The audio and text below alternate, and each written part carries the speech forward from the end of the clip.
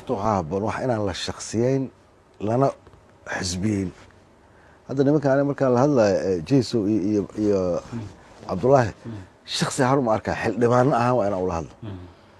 beyle markaan ka hadlay hadduu banaankaas joogo nin shaksiya waaye waxaa in asiga la aadee maa khaladka wasaaraddaa leh.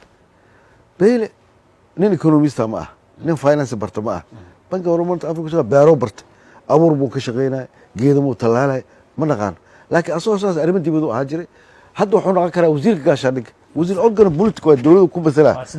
laakiin inta ka hor wasaaradda dembiga le marka maha asiga keliya. haddii wasaaraddu ay waxda fuli weysa, haddii baarlamaanku wax fuli waayo inaan shaksiga iyo shaksi aan ku aadayna maha. waxa waxay sharcigaa jiro ee wasaaraddu leedaha.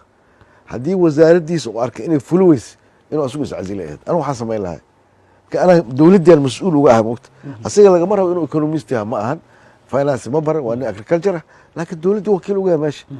wasaaraddiisa marka aniga 84 waxaan kuu sheega umaleyn aan ka ruqsaystay wasaaradda maaliyadda hadda ma ahayn, aan weliba jaamica markaas weliba qaybta maaliyadda waxaan jooga budgetka haddana. khaladku marka wasaaraddii aan lahayn dhismo wasaaradeed, wasaaradda intaas laeg khabiir oo statistica ma joogo, waxyaabo badan daatooda ma helaysid.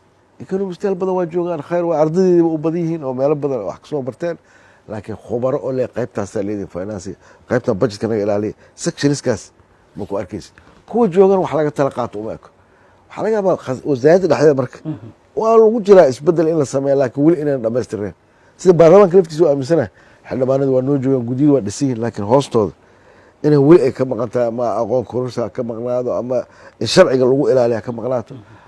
waxaanoo dhan waxaa lagu toosin karaa marka kow in wax lagu heshiiyo, wixii lagu heshiiyana in la raaco. waxaana inaan la shaksiyeyn, inaan la dhihin jeesoba wax isku dheelo maha. organa uu ka tirsan yahay aadila jeeso suuqa jooga wax kaama hadlayn karin.